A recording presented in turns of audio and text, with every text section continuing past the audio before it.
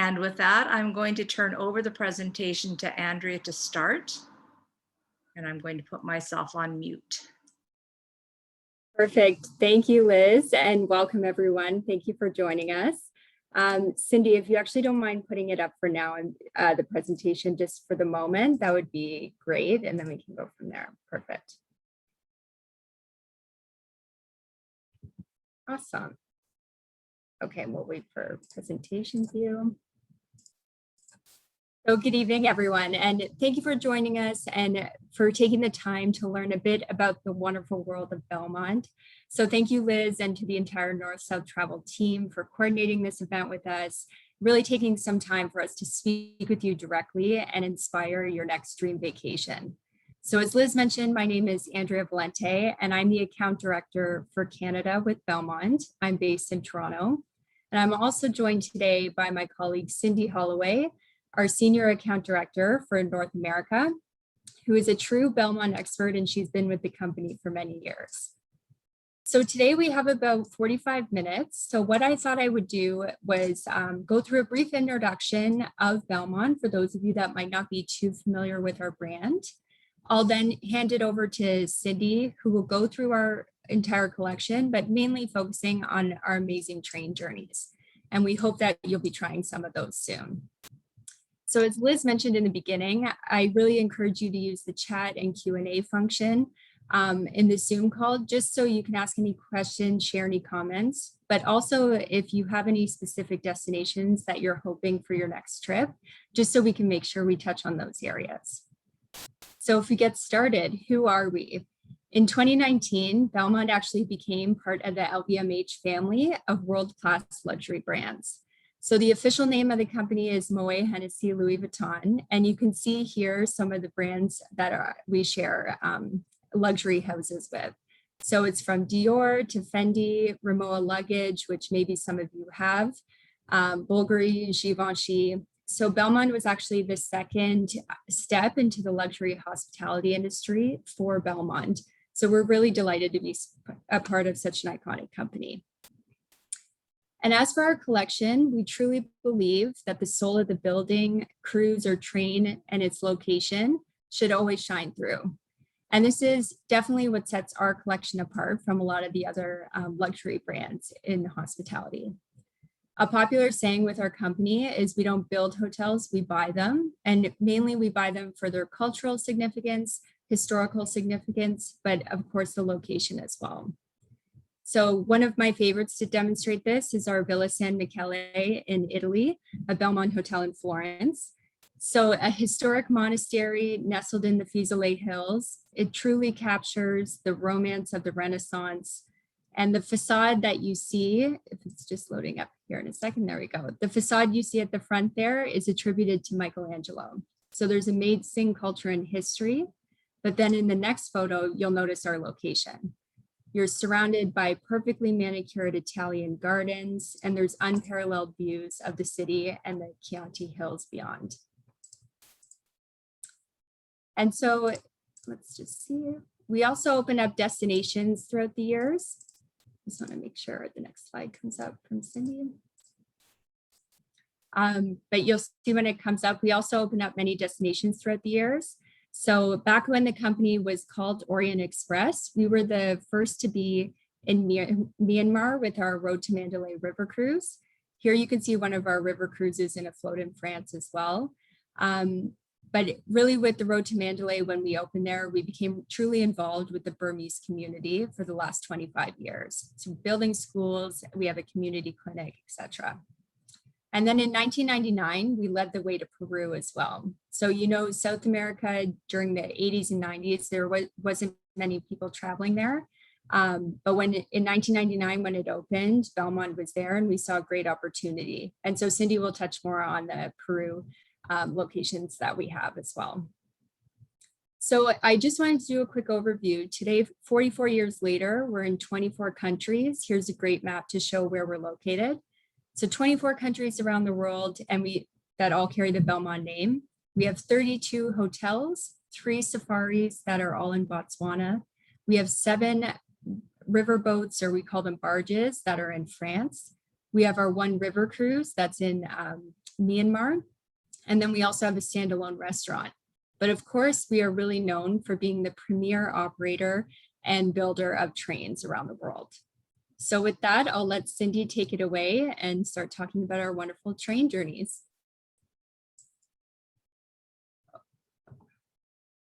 Just let Cindy unmute.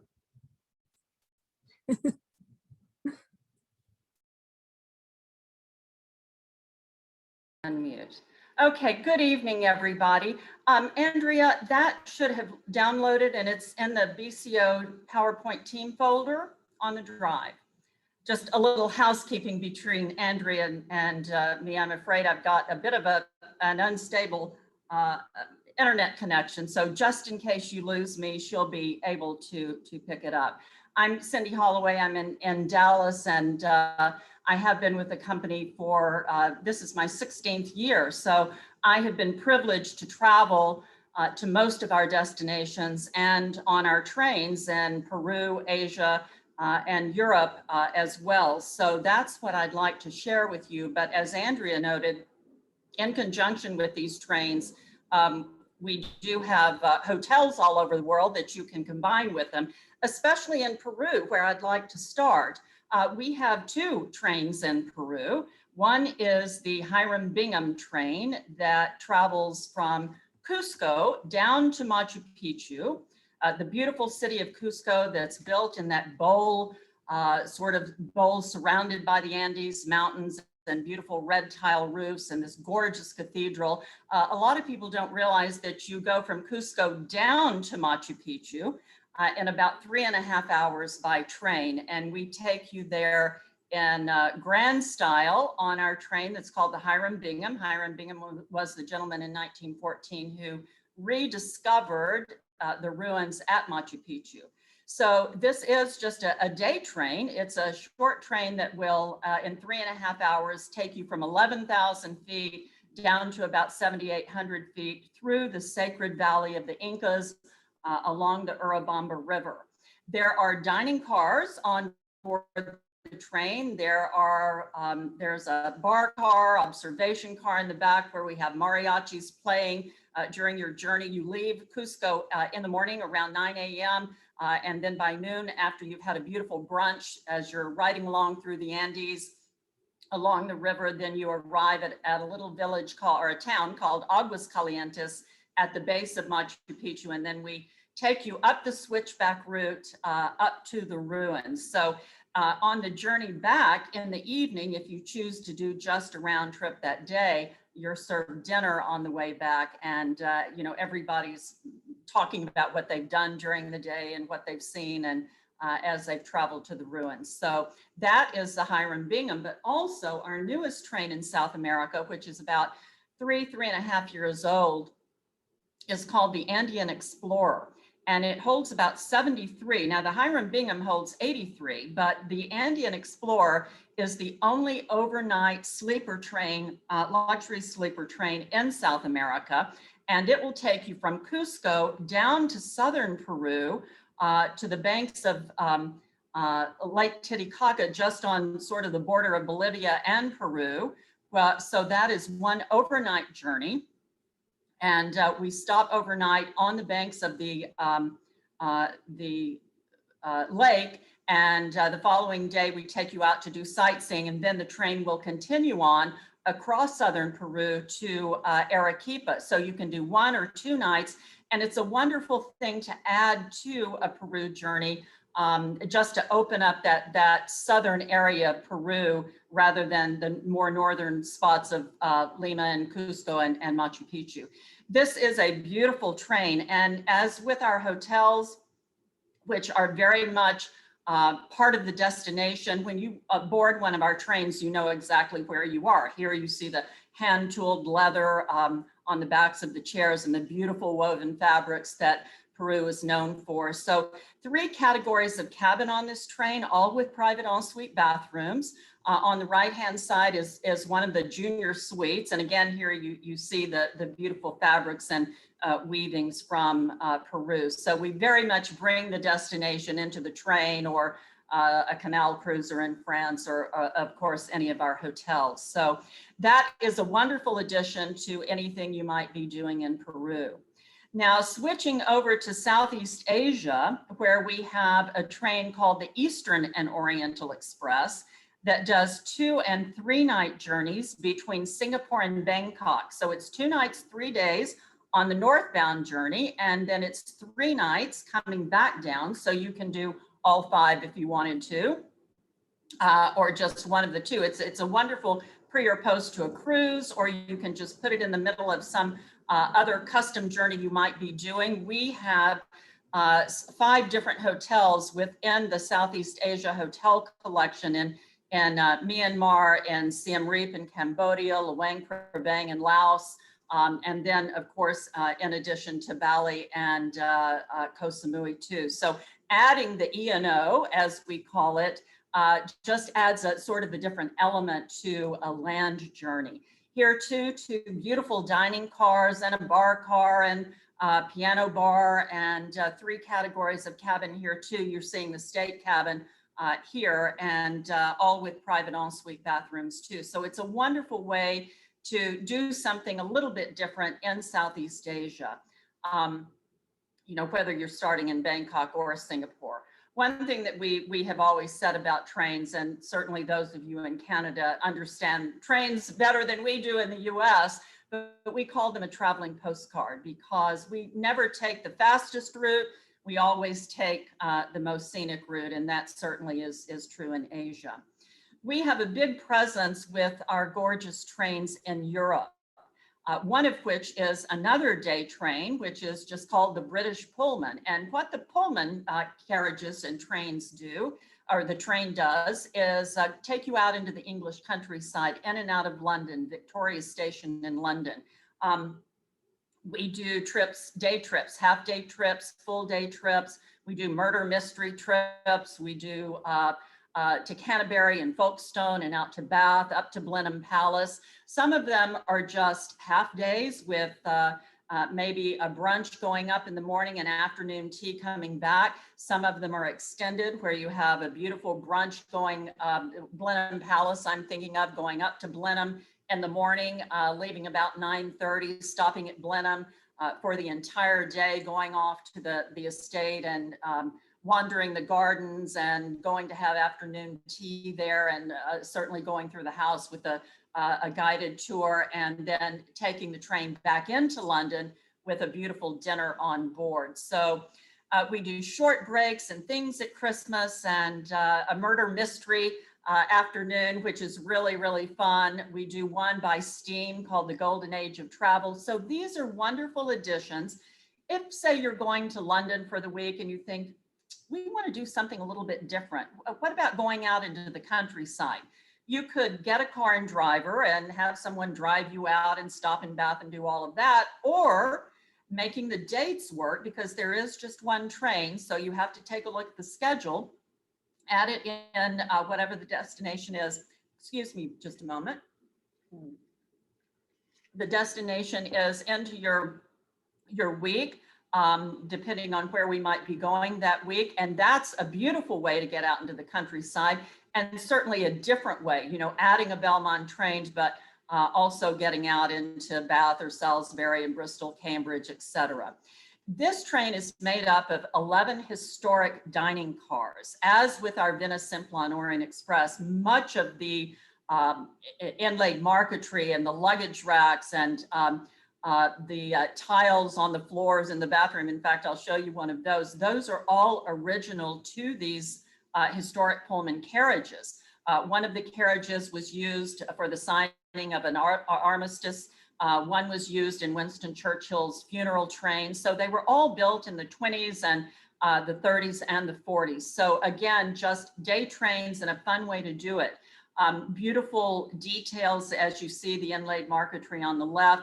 On the right is one of the bathroom floors. So just the restoration and the upkeep of these carriages is done by craftsmen who have worked on this sort of thing for many years. So not only are you doing something a little bit different in traveling by train, but you're also doing it in historic carriages. And I'll show you as I go through. I always say it's just stunning to me, the quality of cuisine that comes out of a rail car kitchen, whether it's on our day trips or the Eastern and Oriental Express or in Peru. You know, we started out as a company with the Venice Simplon Orient Express and one hotel, the Cipriani at the end of the line in Venice. So that's how the company started all those years ago. And Hotel Cipriani, as well as the Venice Simplon Orient Express, are unique to Belmond, and they are still the flagships of our collection. One of the fun things too about British Pullman is as you board, whether you're on a car that's named Audrey or Phoenix or whatever, a little booklet will be shared with you with the history of that particular carriage. Let's move on up to Scotland, where we have a train called the Royal Scotsman. I love this photograph, even though it's about to rain there. That's very much Scotland, isn't it? But it's a beautiful aerial photograph of the Royal Scotsman train. This is a 40-passenger luxury country house hotel on rails. And as I said to you, we take the most scenic route. We don't necessarily take the fastest route. Traveling through, beautiful countrysides, the lowlands, as well as the highlands of Scotland. This train operates from April to October, and we do 2, 3, and 4 night journeys, which then can be combined into 5 or 7 night journeys. This is fully inclusive, fine dining and wines, your accommodation, all the sightseeing. And the red route on the right-hand side on the map, that's the 4 night journey. So we go all the way out to the Kyle of Lacosh and then back down. It's a round trip to Edinburgh, and all of the little dots are places we either stable the train at night or where we stop for sightseeing.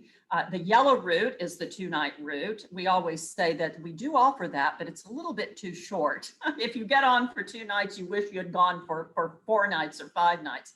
And then the green route, which is really scenic, it takes you out into Western Scotland and all the way out to Malloy.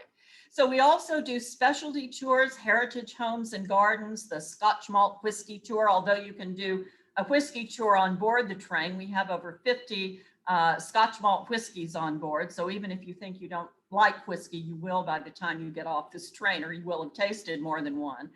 And then we do a grand tour of Great Britain as well. And this train is operating. We're just waiting for everybody to out of North America to be able to get back into Scotland. We're operating it at half capacity right now with 20 guests. So a lot of what I'm telling you is how the trains typically operate.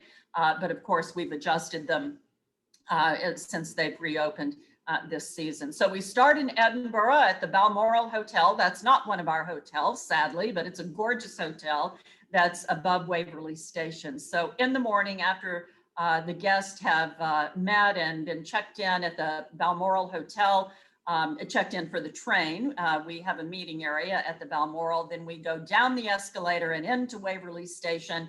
And this wonderful bagpiper who has been with us for many years picks us up as we're walking through this very bustling rail station in Edinburgh, and everybody's looking and hearing the bagpipes, and here you are walking behind him, and then all of a sudden that train is lined up. And another thing I always say, it's once you walk into a rail station and see one of our trains lined up, whether it's the Eastern and Oriental or the Royal Scotsman or that blue livery of the Venice Simplon Orient Express, it really, really is thrilling. So then we take you off into the Highlands of Scotland after we board. And once again, we're on board a traveling postcard with some of the most stunning scenery. For any of you who are Outlander fans, you certainly recognize a lot of the scenery. There is an observation car on the back where everybody gathers for afternoon tea or coffee in the morning, drinks before and after dinner in the evening. As I mentioned, all of the malt whiskeys, Scotch malt whiskeys that are on board. So that the observation car is a place to relax as the train is moving on, or perhaps walk out to the end of the train and just gaze at the Scottish countryside as the train is moving along. Something unusual is that we even have a spa, 2 spa cabins on board the train. that is constantly booked throughout the week. And I have to say that I've had many massages at many of our hotels around the world, but there's nothing quite like getting a massage on a train while the train is moving. Getting a manicure is another thing, but altogether, but having a massage is great. So typically when we take 40 guests, we have 22 cabins that are all fully en suite. Again, most of them have the lower twin beds, and we're looking at the ensuite bathroom from where the photograph is being taken. We do have a few cabins that have double beds, and we also have cabins that only have one bed for singles.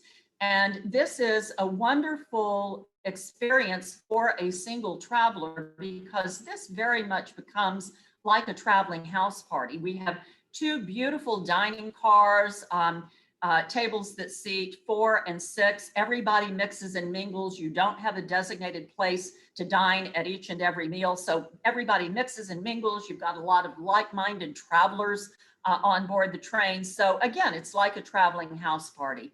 And here we are again in the kitchens. You know, the kitchens on board these trains are not big kitchens. They are truly galley kitchens that most of them don't even take up the full carriage on some of our trains, but the level of cuisine that comes out, whether it's afternoon tea, as you see on the right, or a beautiful piece of fish that has come out of some of the gorgeous clear lakes of Scotland, it really is fine dining.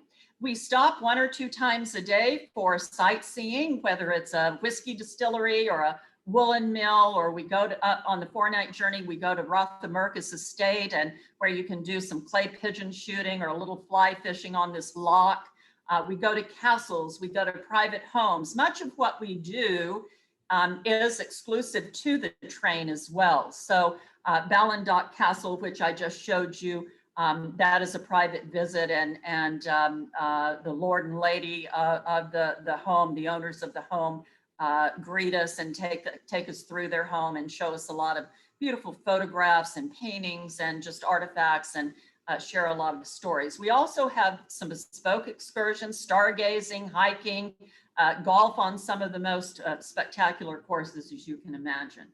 And this is a train that we do stable at night, meaning we stop the train in a quiet siding or in a rail station or near a little village, and we bring entertainment on board, whether it's the 2 brothers that come on board and fiddle, or the gentleman on the right that is a master storyteller.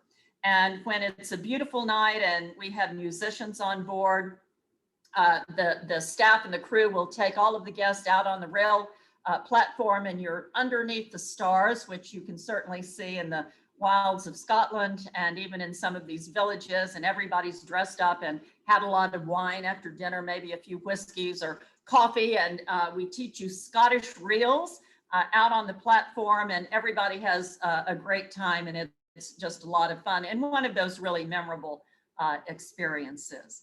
So I will end with the Venice Simplon Orient Express. We call this train the Train of Kings and the King of Trains. It was the glamorous way to get across Europe. It was the heyday of rail travel in the 20s and the 30s. In 1982 was when we relaunched the train after a full restoration. The train's home base is in Venice. A lot of people don't realize that, and you think, well, that's a kind of an odd place to have a train based, but the train is based in Venice, and so nearly every journey goes in and out of Venice. The most frequent journey is our classic route from Venice to Paris. It does go on to London. I'll explain that in a moment. The full train doesn't go to London. We stop at the coast of France, then we take you through the Channel on board a motor coach that's on the rail cars, and then we pick you up on the UK coast on the British Pullman day cars and take you into London. So the northbound route, Venice, Paris, London, or southbound London, Paris to Venice is the most frequent journey. This year we've added some journeys from Venice down to Florence, and of course Andrea mentioned our Villa San Michele there. Twice a year, we take the train on the historic journey from Paris all the way to Istanbul. And then that's a 5-night journey. So Venice to Paris or London is just overnight, but Paris all the way to Istanbul or back to Paris is 5 nights. So it's train, hotel, train, hotel, train. So 3 nights on the train, 2 nights in hotels along the way. So many different routes. Again, there's only one train. So one thing that I always say too is that you have to get that train in place first and then build your itinerary around that. So you could leave London on a Thursday and arrive in Venice on early Friday evening. But it's a beautiful home away from home for incredible 24 hours. And here you see this original burled wood and inlaid marquetry within the cabins. Again, here's this train lined up in a rail station. And once you step on board, you are enveloped, you know, in train travel in the 20s and the 30s. So much historic, so much history on board these carriages. But everywhere you look, whether it's a light fixture or a luggage rack, they're all original to the train. Because when our original founder, Mr. Sherwood, found the 6 of the carriages up for auction in Monte Carlo, they were just in terrible, dilapidated shape. And he didn't just have the rail cars renovated, he had them restored to their glory of the 20s and the 30s. And on board are cabin stewards and stewards, Rupert on the right and Matthew on the left. Huge smiles, so proud of the train. They love being on board this train. They've been on the train for many, many years. And that's just one thing that makes it a lot of fun is the cabin stewards who will greet you as you board, bring you breakfast in the morning in your cabin. And this is really a world of elegance and romance. Now, you don't have to bring your ball gown. I mean, this lady on the left is very beautifully dressed, but cocktail attire is totally appropriate. But it is formal in the evening. It's a celebratory train, whether you're in the bar cars or in one of the beautiful dining cars. The bar car is always bustling before and after dinner. But then you can sit in your cabin too and just be, as we say, busy doing nothing. We have 3 beautifully restored dining cars, one of which, the Côte d'Azur, has these Lalique panels that you see on the left-hand side on either side of the carriage. These are original to the train. As you can imagine, they're priceless. And just to give you an example of how far Mr. Sherwood went, when he bought this carriage, there were a couple of the panels missing. And rather than just having them made and throw fill up the empty spaces, he went back to Lalique and had them pull the archives and recreate the panels exactly as they were originally done. And again, a scenic route on the left-hand side while you're fine dining on rails on the right-hand side. And then in the morning, your cabin steward will bring you this beautiful continental breakfast, and you're sitting in your robe, maybe on your bed or the bed that makes up into a sofa, and watching Europe go by. So the cabins and the suites, typically we have 83 twin cabins. We now have 6 grand suites and 2 single cabins. Each cabin does have the Pullman cabins that have the upper and lower beds. And the cabin suites all have these wash cabins within the cabins as well. So you just open a little door. I actually showed you the door a moment ago with that beautiful burled wood, but you have hot and cold running water and electricity and all of that. So the regular double cabin does have upper and lower berths. If you don't want to have an argument about who's going to sleep in the top bunk, all of these cabins also connect. So you can have what we call a cabin suite.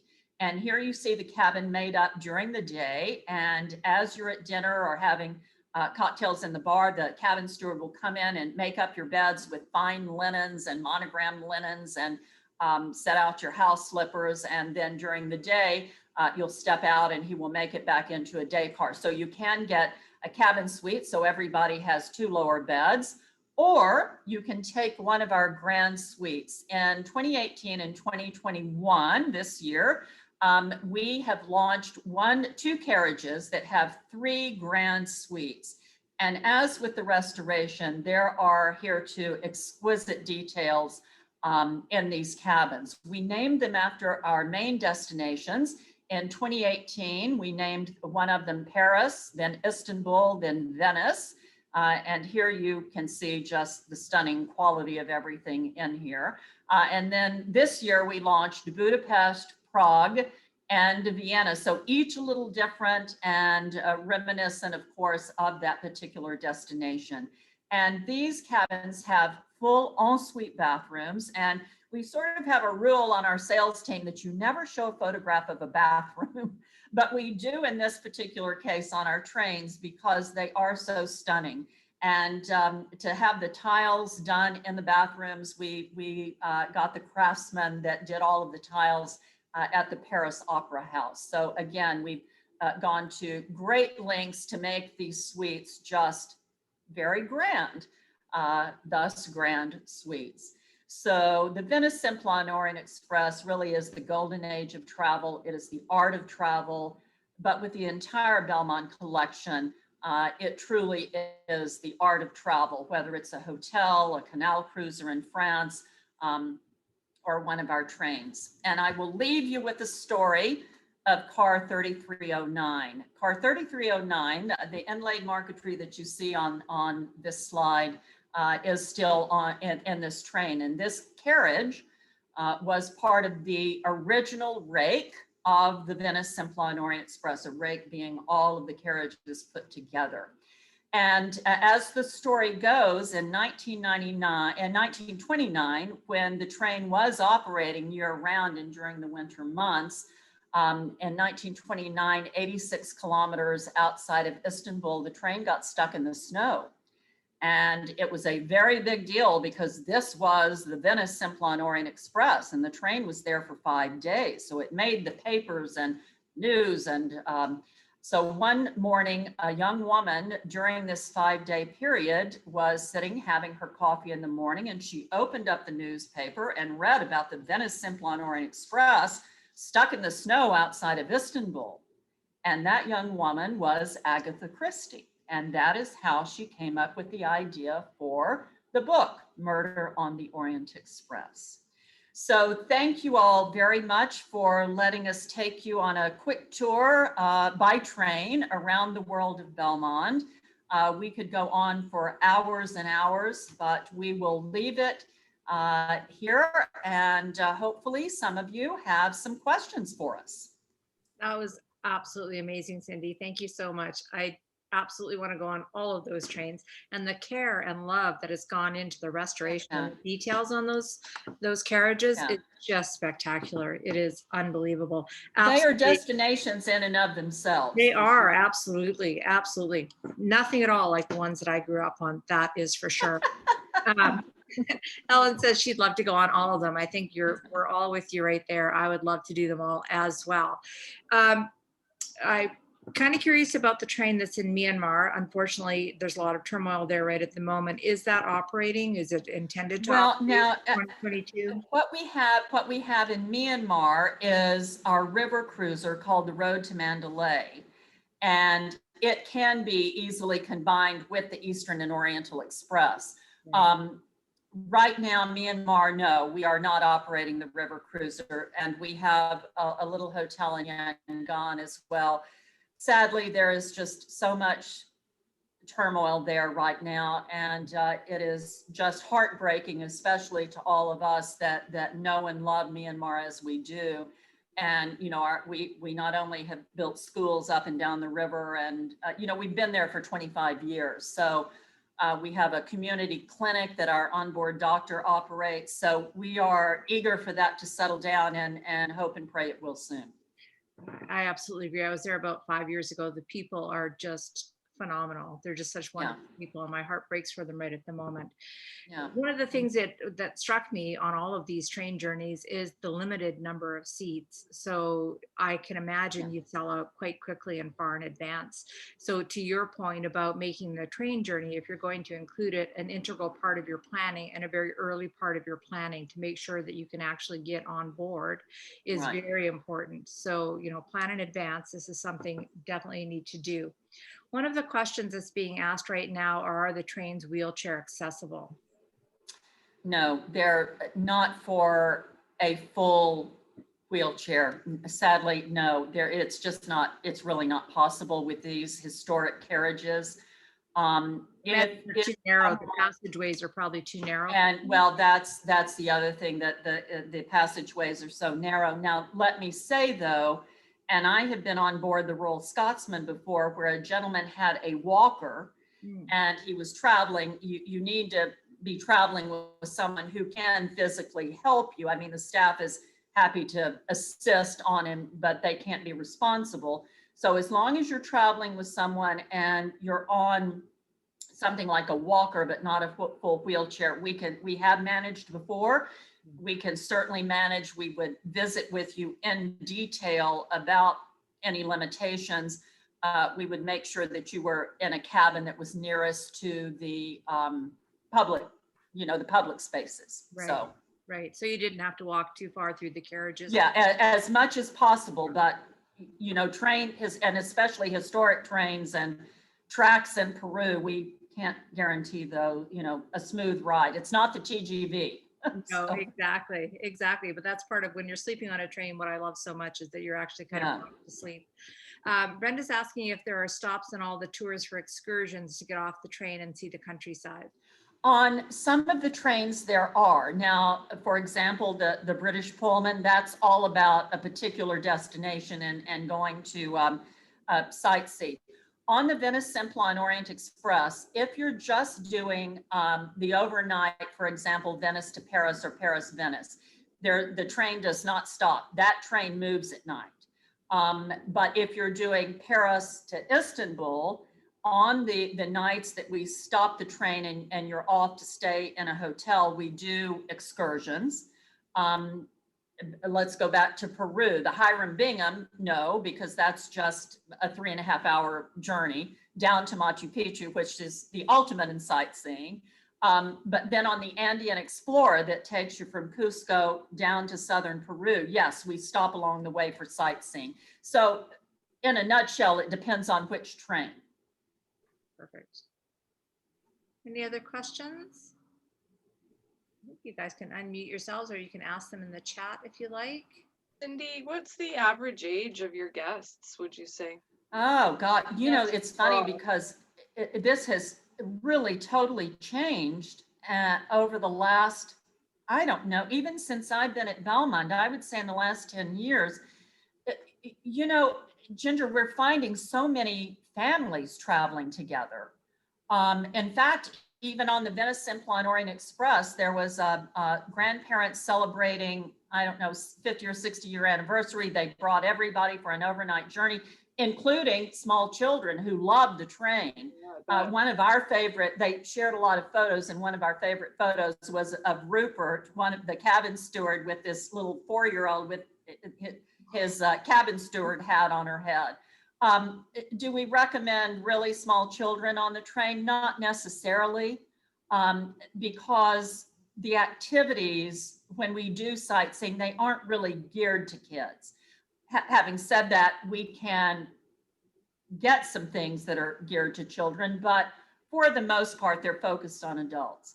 Yeah. We have, on the Venice Simplon Orient Express, always honeymoons on board. We always have a lot of proposals going on board, lots of anniversaries.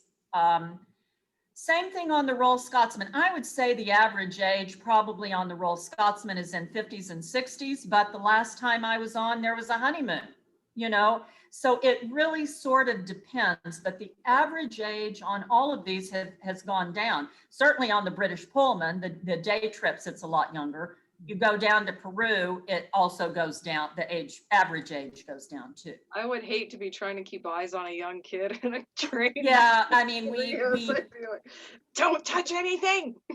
Well, we sort of we really have an extended visit with the travel advisor and the guests to make sure that their expectations are met, and that we're, booking the right thing for them.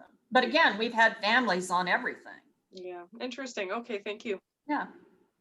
Are there any restrictions in terms of luggage? Now, I'm a very light traveler in terms of luggage, but I know people who, bring everything but the kitchen sink. Well, that is true, and I'm one of those.